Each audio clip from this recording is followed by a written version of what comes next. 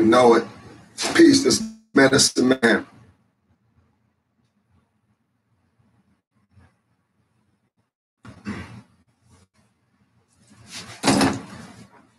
Since we are there tonight, kind of kicking it. Make sure I got everything I need.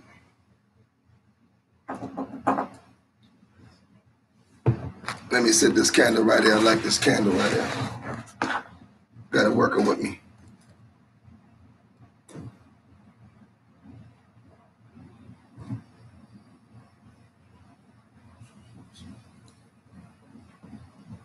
All right, tonight we're going to talk about, I'm trying to get the candle right, but tonight we're going to talk about African Americans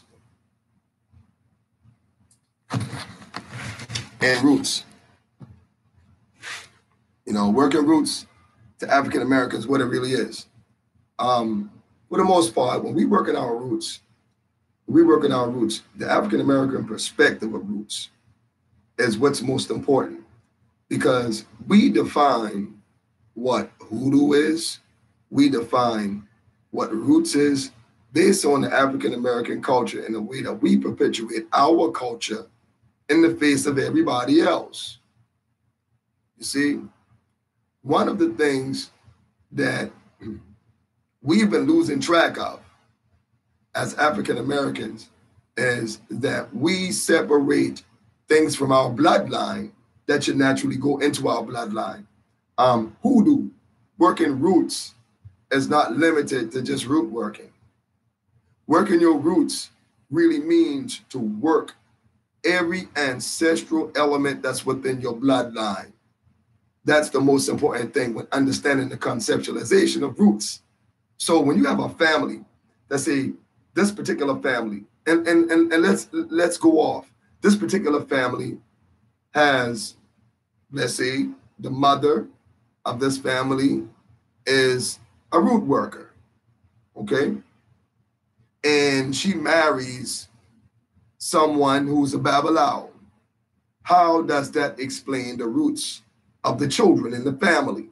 Well, the children in the family is going to have roots stemming from both sides of both of those cultures. So that is going to be his roots. That little boy, his roots is going to be Ifa because his daddy's a Babalawo, and hoodoo because his mama was a hoodoo practitioner. So his roots is going to be different from your roots. Whereas you may have a Christian grandmother or a Christian uncle or Christian aunt who also work roots. And then when you search your bloodline lineage, you find out that you have people come from the islands, or you may have had people came from Puerto Rico, or people who came from Jamaica, or any one of the Caribbean islands. But that's still part of your roots. So as an African American, when we embrace African traditions, we don't embrace African traditions to put down our root working. You see, we don't embrace African traditions to put down our root working, to put down our roots, because African traditions are an extension of our roots. You see, it's an extension of our roots. So when you practice your roots from your culture, from your family, your bloodline, and trust me, everybody don't have access to the knowledge that's in their family. And that's one of the main problems that people have been having when they say, well, medicine man, I want to learn my roots. I want to learn how to work roots.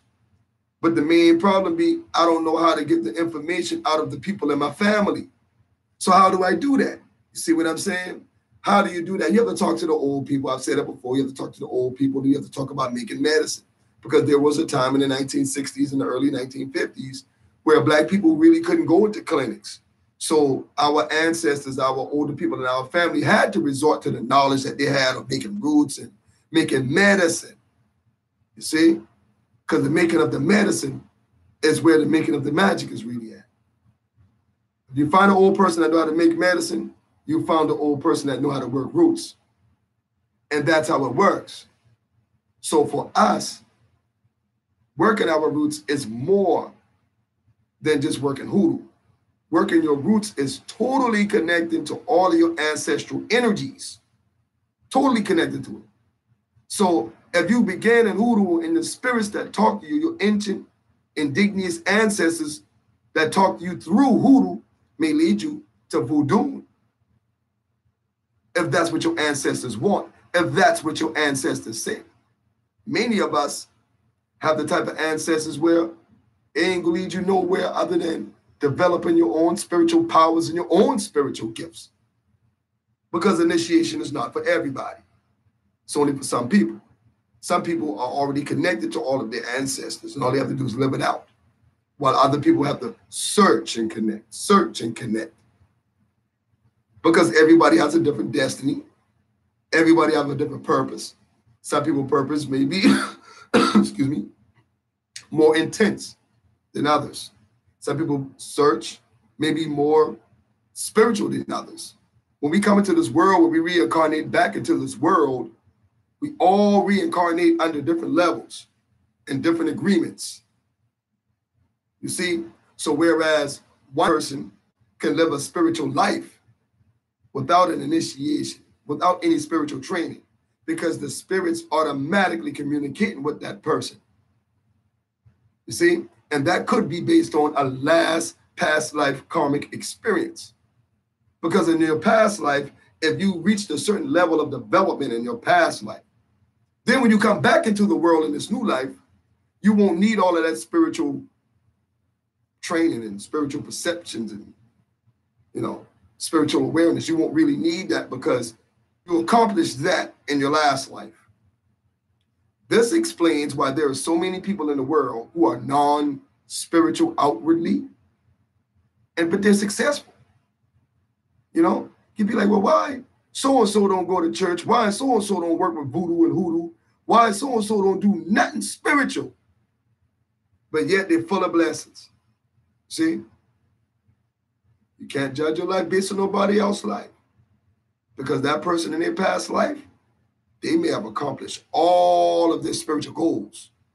So when they came back in this life here, all of those obstacles of poverty, all of those obstacles of unhappiness, they conquered that in their last life. So they don't have to go through it again in this life. So that's why it's best not to use those type of people who are successful and non-spiritual. It's not best to use them as an example to not embrace your spirituality. You see? Because your spirituality is very different from theirs. Very different. Whereas your requirement may be to fulfill your spiritual obligations in this lifetime, so that in the next lifetime, you don't have to be spiritual, because you'll come into the world with a certain level of spiritual power and influence that you can naturally flow it without any type of formal spiritual training in that lifetime. You see? So when it comes to African Americans and understanding our roots, we have to understand that our roots is more, like I said earlier, is more than just root working. Our roots extend way beyond that. It goes to Africa. It goes to the Caribbean islands. So we should embrace in totality, embrace all of our roots. Roots is a system. When you look at a tree, you dig up a tree, what you find? A bunch of roots going all over the place, right? But yet they're connected to the trunk. You see? Because the trunk is the source. Africa is the source. Africa is the trunk, the source of all Afro-indigenous spiritual systems in the West. You see?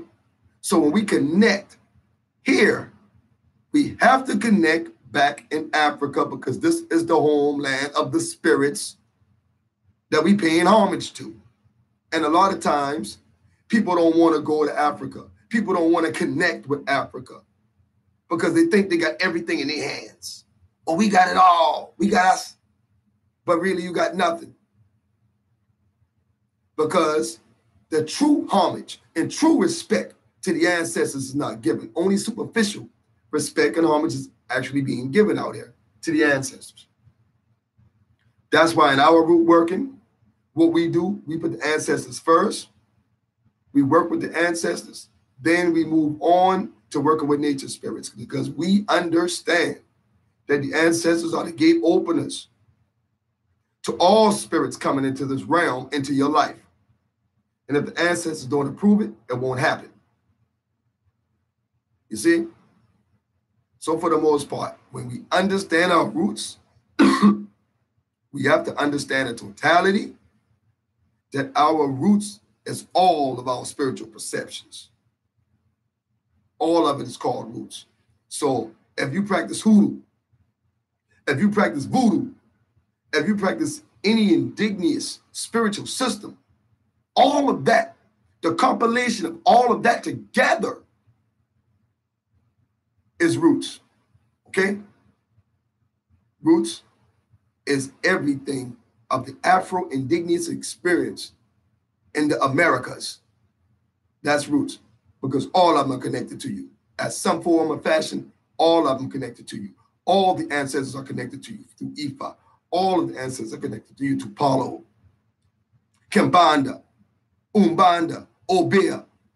All of the ancestors are connected to you through all of those traditions, because some way, somehow, there are people in your bloodline that were part of those cultures. So for you to reconnect to that, for you to reconnect to your own spiritual legacy, is very, very, very important. Now, that's the message that I have for you guys tonight on African Americans understanding of roots. Like I said, when we work our roots, when we work our hoodoo and our roots, it's not just hoodoo. It's the amalgamation of all of the Afro-Indigenous spiritual systems that impacted and affected our life. Okay? So if you're born in a household with Tatars and Babalaos, then that's your roots. Nobody can sit there and tell you, oh man, how do you practice Ifa and Palo? That's your roots. That's your roots. Can't tell you why you can't do this or why you can't do that. You were born and raised in a society, in a culture, in a household where they were doing it like that. That's what you came up in. This is what your ancestors understand. Sometimes people play divide and conquer too strong. They do. But when you understand the true conceptualization of what roots really is and how to work it all together as one, and your complete understanding, then you understand who you really are. This man is a man. Y'all already know. Peace.